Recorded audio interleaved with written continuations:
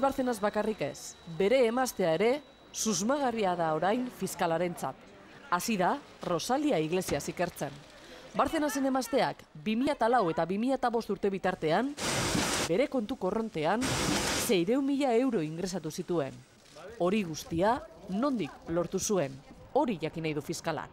Garai hartan, Rosalia Iglesiasek ez zuen lanik egiten. Está muy contento y muy satisfecho de la declaración. Muchas gracias.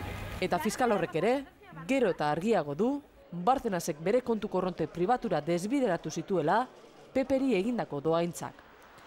Gaur astelena izan da, ez da inor azalduko Pepeko egoitzan. Agerraldi honetatik astebete pasada.